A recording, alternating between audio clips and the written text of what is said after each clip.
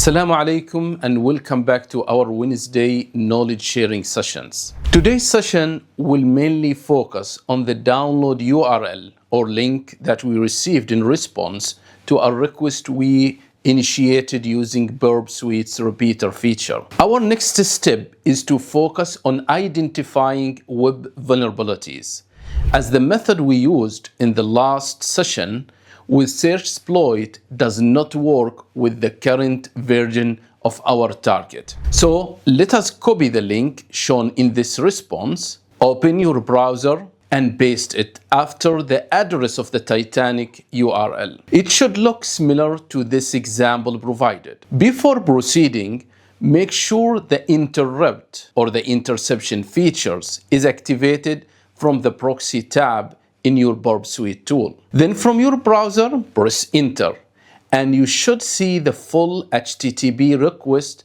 appear in the proxy window.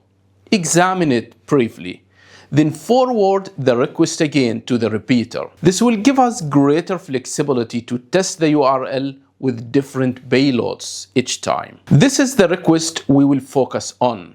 Click on send, and you should receive the full details that were just submitted through the form. Excellent. If you are not able to get the same request, simply initiate a new request from your browser again, send it to the repeater, click on send, then manually copy the ticket number and paste it into the previous request. You should get the same as shown here. The next step is to perform further testing on this URL. As you can see, there is a parameter called ticket, which could be vulnerable to SQL injection or cross-site scripting or path traversal attack or even local and remote file inclusion. You will need to test for each of these vulnerabilities one by one. However, in this session, we will focus on just one example that related to the local file inclusions. And we will gradually cover the most common web applications vulnerabilities with practical guidance in the upcoming sessions. Our focus will be on local file inclusion. In simple terms, LFI is a web vulnerability that allows an attacker to include and access files from the server's local file system through a vulnerable parameter. We will explain it in more detail in the upcoming session, inshallah. Now let us update the URL and try to access internal files that might reveal more informations or bring us closer to fully compromise the target machine. Before we proceed, keep in mind that we are targeting a Linux machine, as indicated by the Nmap results we obtained earlier. This makes your task easier and more focused, allowing you to search for files specific to Linux rather than Windows. Now update the ticket parameter with the following path or payload, etc password. This payload will be explained later. You might wonder why we used 5 ... sequences, why not 6, fewer or more? And why ... instead of other characters or symbols? We will explain all of that in the upcoming sessions. As a response, you should receive the contents of the etc password file, which lists all the user accounts on the system. This is a critical milestone. We have successfully confirmed that this URL is vulnerable to a local file inclusion vulnerabilities. Now, let us continue exploring and searching for more valuable information. Let us update again the ticket parameter with the following path, ... and so on, etc, and then the file hosts. Then click on send.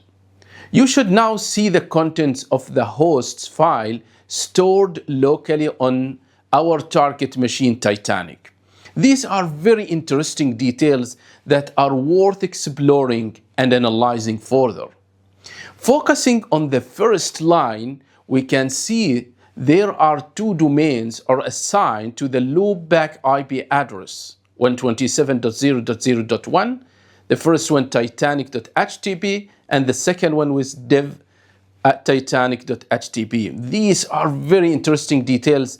As next step, we need to update our local host file to point to these new subdomains and explore them more.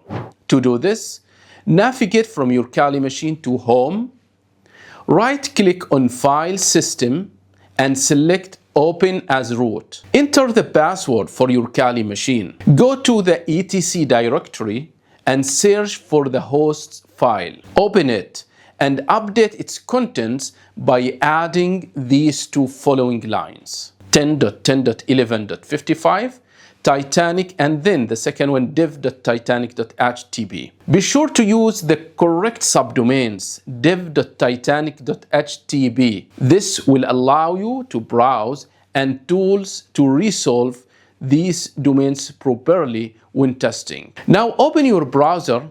You may need to disable the proxy setting now, as we will not be using them in the upcoming few steps. And then type this URL, http div.titanic.htp, and you can get the website. This is developer website, includes a set of links and interesting details. Spend a few minutes here to explore it carefully. Navigate to the explore link and see what you can extract. Now I believe it is your turn to go through all these steps on your own and complete the following assignment before our next session. Task number 1, access the download link and update the ticket parameter to retrieve the contents of these two files, password and hosts file. Task number 2, update your local hosts file to include the div or developer.titanic.htp subdomain. Task number 3, access this new subdomain from your browser and explore the available repositories on this development portal. That's all for this session. See you in the next one, and enjoy your time and keep sharpening your technical skills. Thank you.